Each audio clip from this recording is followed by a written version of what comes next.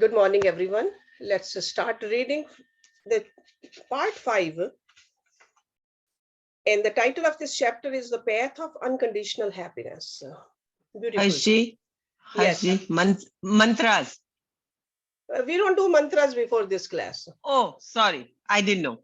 I forgot. Sorry to interrupt you. No, that's fine. That's fine.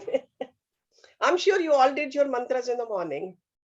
So the path of unconditional happiness. The highest spiritual path is life itself. If you know how to live daily life, it all becomes a liberating experience. But first, you have to approach life properly, or it can be very confusing. To begin with, you have to realize that you really only have one choice in life. And it is not about your career, whom you want to marry, or whether you want to seek God. People tend to burden themselves with so many choices. But in the end, you can throw it all away and just make one basic underlying decision. Do you want to be happy? Or do you not want to be happy? It's really that simple.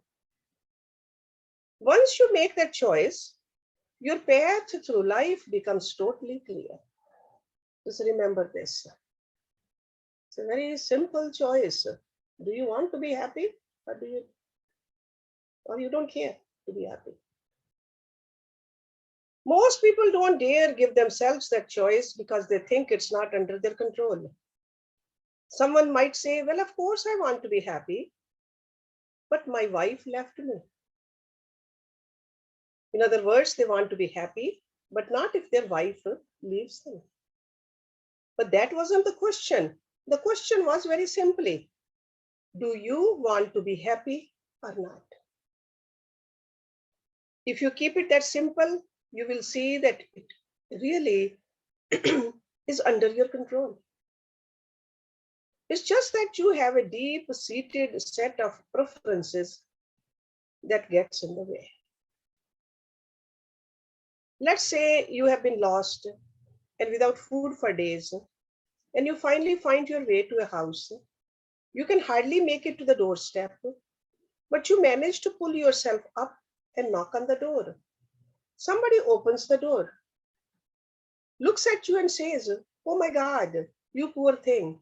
Do you want something to eat? What would you like? Now, the truth is, you really don't care what they give you. You don't even want to think about it. You just utter the word food.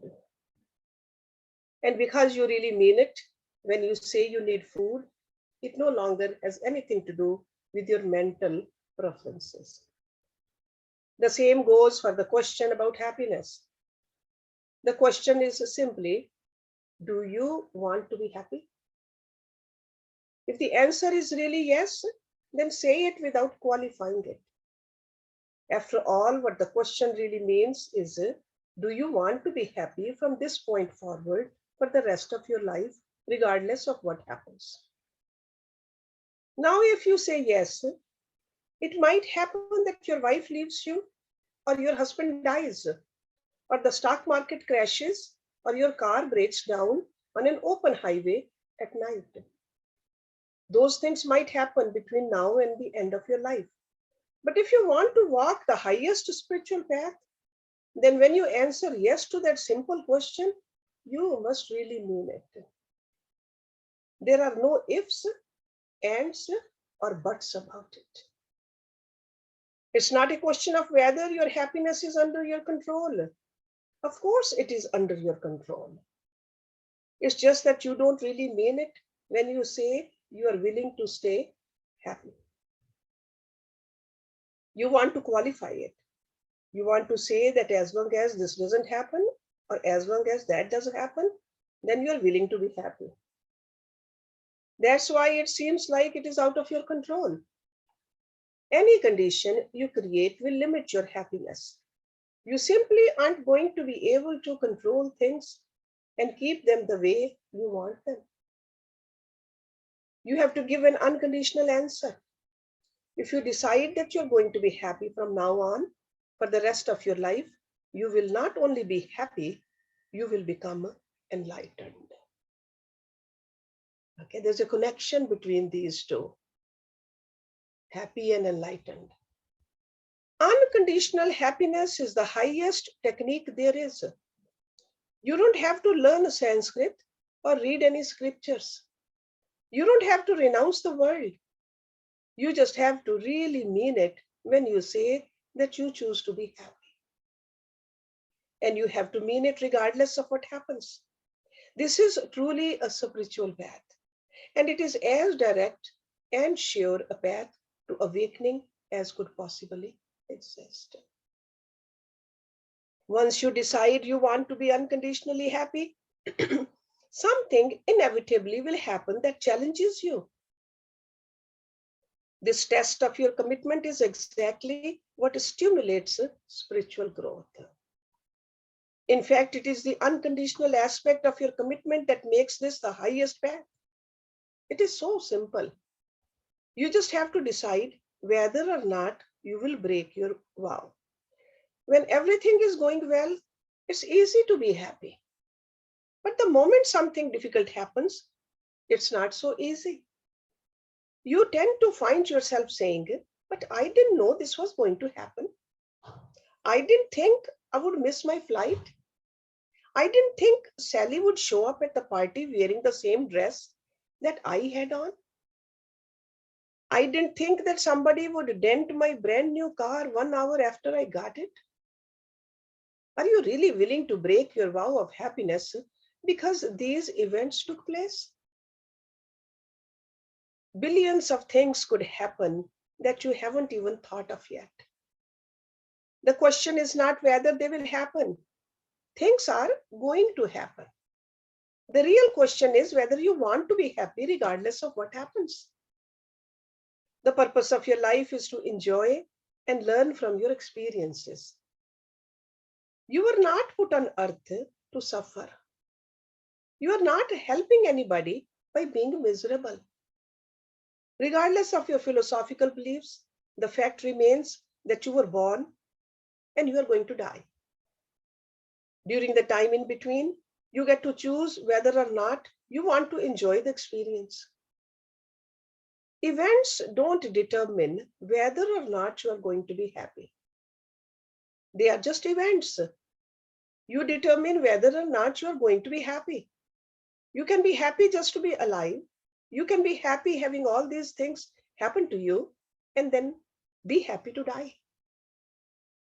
If you can live this way, your heart will be so open and your spirit will be so free that you will soar up to the heavens. This path leads you to absolute transcendence because any part of your being that would add a condition to your commitment to happiness has got to go. If you want to be happy, you have to let go of the part of you that wants to create melodrama. This is the part that thinks there's a reason not to be happy. You have to transcend the personal, and as you do, you will naturally awaken to the higher aspects of your being. In the end, enjoying life's experiences is the only rational thing to do. You are sitting on a planet spinning around in the middle of absolutely nowhere. Go ahead, take a look at reality. You are floating in empty space in a universe that goes on forever. If you have to be here, at least be happy and enjoy the experience. You are going to die anyway. Things are going to happen anyway. Why shouldn't you be happy? You gain nothing by being bothered by life's events. It doesn't change the world. You just suffer. There's always going to be something that can bother you if you let it. This choice to enjoy life will lead you through your spiritual journey. In truth, it is itself a spiritual teacher. Committing yourself to unconditional happiness will teach you every single thing there is to learn about yourself, about others, and about the nature of life. You will learn all about your mind, your heart, and your will. But you will have to mean it when you say that you will be happy for the rest of your life. Every time a part of you begins to get unhappy, let it go. Work with it. Use affirmations or do whatever you need to do to stay open. If you are committed, nothing can stop you. No matter what happens, you can choose to enjoy the experience. If they starve you and put you in solitary confinement, just have fun being like Gandhi. No matter what happens, just enjoy the life that comes to you. As difficult as that sounds, what's the benefit of not doing it? If you're totally innocent and they lock you up, you might as well have fun. What good does it do to not have fun? It doesn't change anything. In the end, if you stay happy, you win. Make that your game and just stay happy no matter what. The key to staying happy is really very simple. Begin by understanding your inner energies. If you look inside, you will see that when you're happy, your heart feels open and the energy rushes up inside of you. When you're not happy, your heart feels closed and no energy comes up inside. So to stay happy, you don't close your heart, no matter what happens. Even if your wife leaves you or your husband dies, you don't close. There is no rule that says you have to close. Just tell yourself that no matter what happens, you are not going to close. You really do have that choice. When you start to close, just question if you're really willing to give up your happiness. You should examine what it is inside of you that believes there is some benefit to closing. The slightest thing happens to you and you give away your happiness. You were having a great day and until someone cut you off on your way to work, it got you really upset. And you stayed that way the rest of the day. Why? Dare to ask yourself that question. What good came from letting it ruin your day? There was no benefit. If somebody cuts you off, let go and stay open. If you really want to, you can. If you take on this path of unconditional happiness, you will go through all of the various stages of yoga. You will have to stay conscious, centered, and committed at all times. You will have to stay one-pointed on your commitment to remain open and receptive to life. But nobody said that you can't do this. Staying open is what the great saints and masters taught. They taught that God is joy, God is ecstasy, and God is love. Underline this.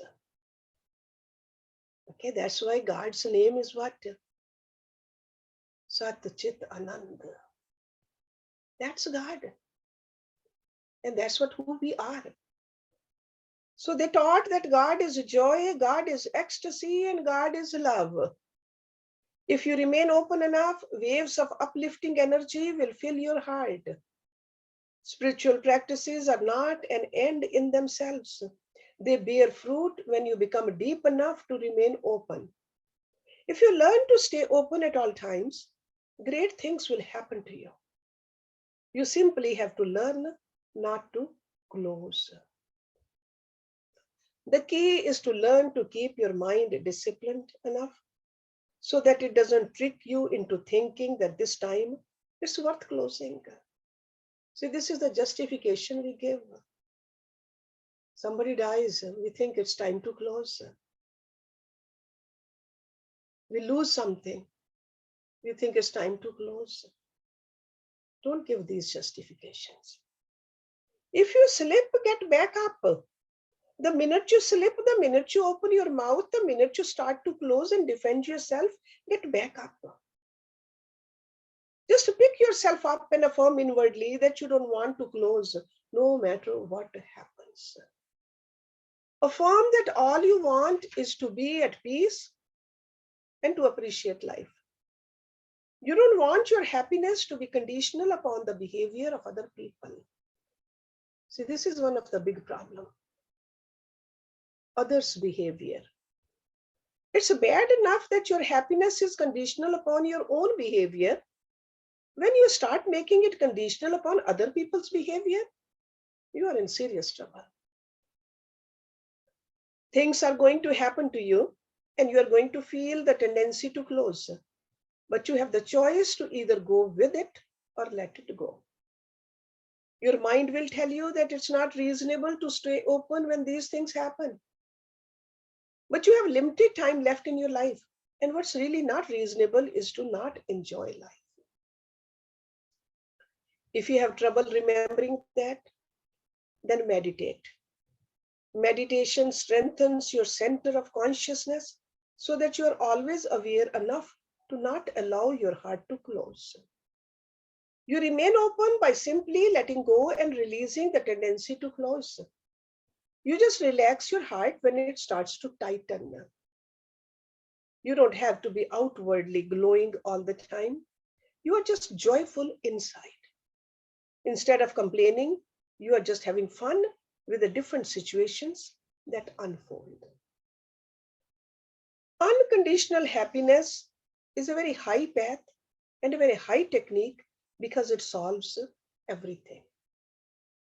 You could learn yoga techniques such as meditation and postures, but what do you do with the rest of your life? The technique of unconditional happiness is ideal because what you are doing with the rest of your life is already defined. You are letting go of yourself so that you can remain happy. As far as your spirituality goes, you are going to grow very rapidly. A person who actually does this every moment of every day is going to notice the cleansing of their heart. This is because they are not getting involved in the stuff that comes up. They are also going to notice the purification of their mind because they are not getting involved in the mind's melodrama.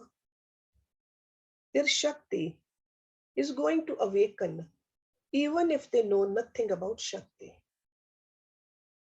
They will come to know a happiness that is beyond human understanding.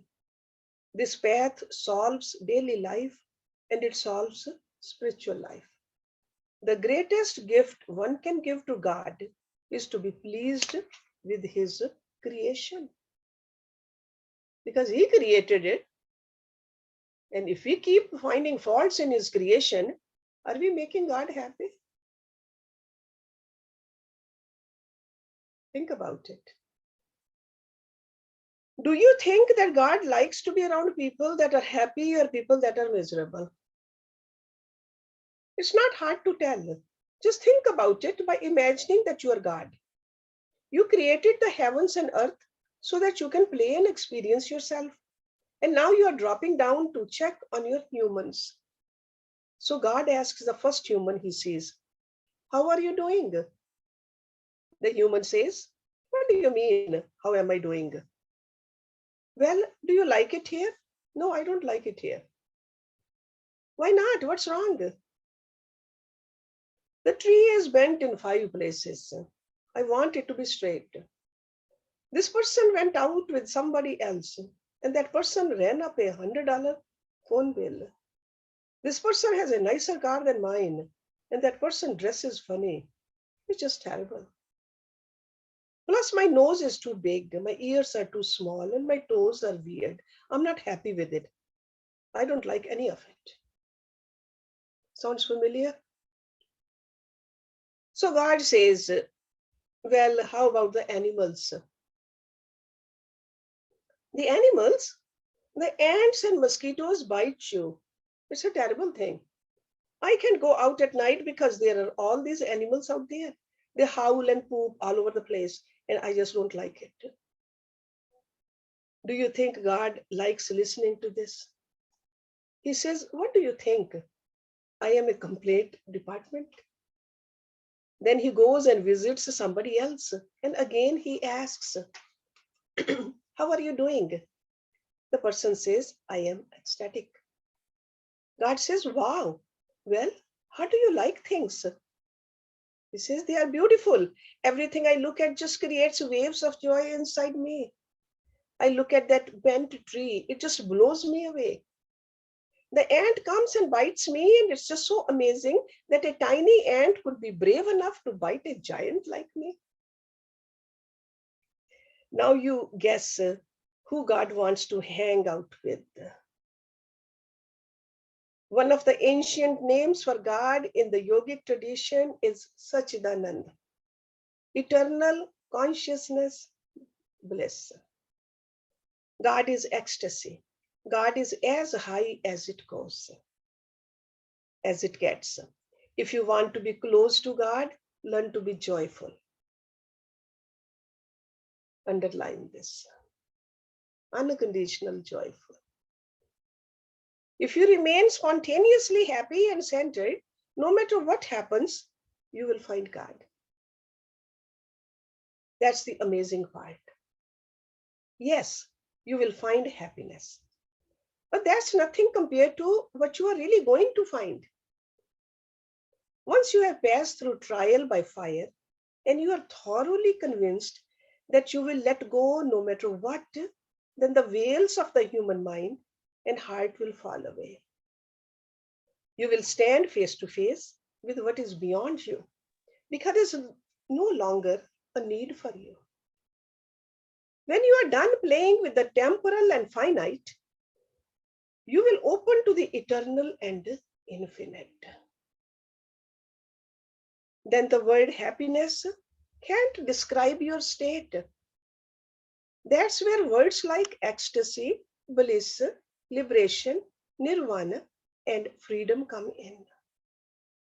The joy becomes overwhelming and your cup runneth over. This is a beautiful path. Be happy. So this is the end of this chapter.